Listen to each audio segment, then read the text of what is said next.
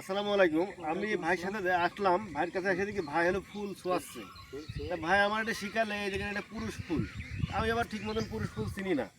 এই পুরুষ ফুলটা ঠিক এইভাবে এইভাবে সিগাই নেওয়ার পরে এই পুরুষ ফুলের মাথাটা স্ত্রী ফুলের মাথায় শোয়াচ্ছে। ভাই তাহলে কীভাবে শোয়াচ্ছিলেন এটা আমার দর্শককে একটু দেখান। এই যে এইভাবে সোয়ালি ভালো হবে, কিন্তু সকালবেলা শোয়াতে হবে। প্রতিটা হ্যাঁ, ফুলের মাথায় প্রত্যেকটা ফুলের এইভাবে মাথায় এইভাবে সোয়ালি শোয়াতে হবে। পরাগায়ন হয়ে যাবে। হ্যাঁ, পরাগায়ন পরাগায়ন হলে এটার সুবিধা কি, যত পরাগায়ন হবে তত আমার এই আমাদের ফলনটা ফলনটা বাড়বে। বাড়বে। হ্যাঁ। তার মানে যদি আমরা এই কাজটা প্রতিদিন ভোর সকালে এসে এই ফুলকে পুরো পুরুষ ফুল দিয়ে পরাগায়ন স্পর্শ করাই, তাহলে আমার ফলন বাড়বে। ফলনটা দিন শেষে বৃদ্ধি যত হবে, একটা ফুলও মাইজ যাবে মাইজ না, যাবে না। সব ফুল থেকে আমি পটল সংগ্রহ করতে পারবো নাকি?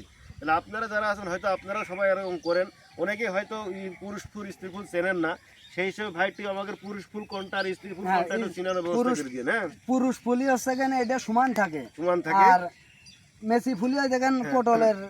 আচ্ছা, পুরুষ ফুলের এইটা যে ফুলটা আছে এটা সম্পূর্ণ সমান পাবেন, হ্যাঁ, সমান আর পাবেন। স্ত্রী ফুল যেটা আছে সেটা পটলের আকৃতি অংশ নিচে একটু মোটা মোটা পটল ভাব আছে, থাকবে। পটল আছে, হ্যাঁ, এই যে। ওই জাতীয় মাথায় ধোয়া শোয়া যাবেন, তাহলে পরিপূর্ণ একটা পটল এবং ফলন, ভালোটা ফলন পটল পাবেন।